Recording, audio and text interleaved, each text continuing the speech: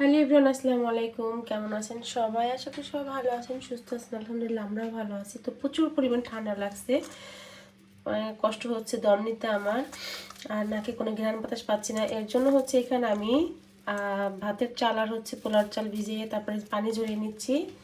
আর এখানে চাপা শুটকি ভর্তা করবো, গরম পানি দিয়ে ভিজিয়ে রাখছি, আর শুকনো মরিচটা করে ভিজিয়ে রাখছি। আর এখানে হচ্ছে রসুন আর পেঁয়াজ কেটে নিছি।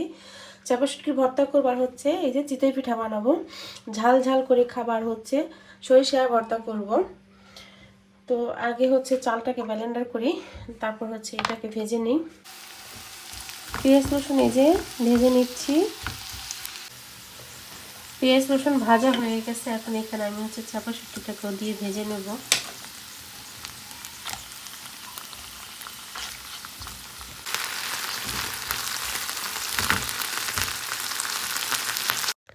চাপা শুটকি ভর্তা আর গরম গরম চিতই পিঠা আর হচ্ছে সরিষা বাটা দিয়ে খাবো। এই কারণেই খাবো যে আমি দম নিতে কষ্ট হচ্ছে, আমার ঠান্ডা লাগছে, আর সরিষা বাটা খেলে হয় কি ঠান্ডা কমে যায়, এর জন্য।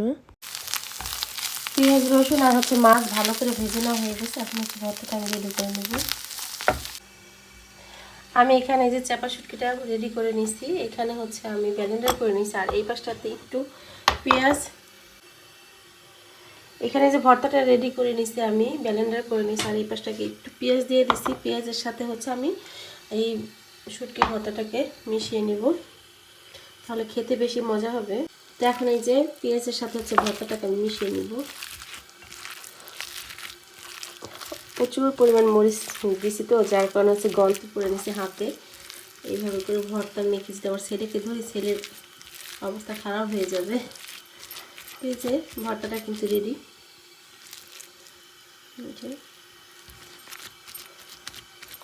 এই যে পিঠার গোলাটা রেডি করে নিচ্ছি, এখন পিঠা বানিয়ে নেব। আমি চুলাতে শাঁসটা বসিয়ে দিছি, যেখানে গরম হয়ে গেছে। এখন হচ্ছে আমি পিঠা বানিয়ে নেব। বিসমিল্লাহ বলে দিয়ে দিই।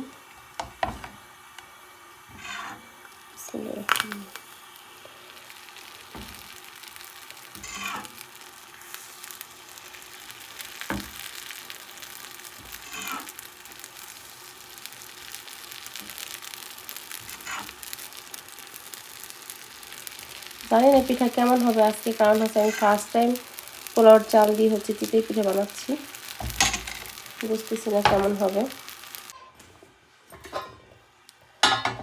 তো দেখেন, মাশাল্লাহ মাশাল্লাহ কত সুন্দর ফুলছে।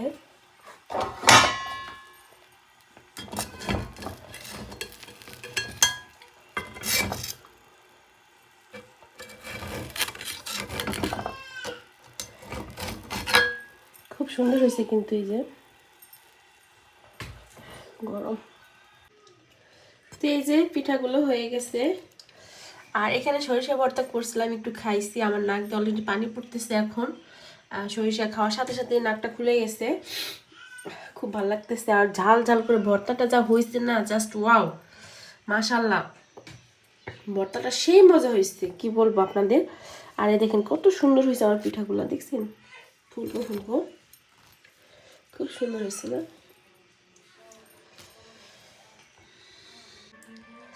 দেখেন এতটাই মজা হয়েছে ভর্তাটা যে আমি আর আমার মেয়ে অর্ধেকটা খেয়ে শেষ করে ফেলছি। আর এই যে সরিষা ভর্তা খেয়ে আলহামদুলিল্লাহ একটু ভালো লাগতেছে। আর এক প্লেট পিঠা কিন্তু এই যে খেয়ে মা মেয়ে শেষ করে দিচ্ছে, এতটুকু রেখেছে ওর বাবার জন্য, সে এসে খাবে।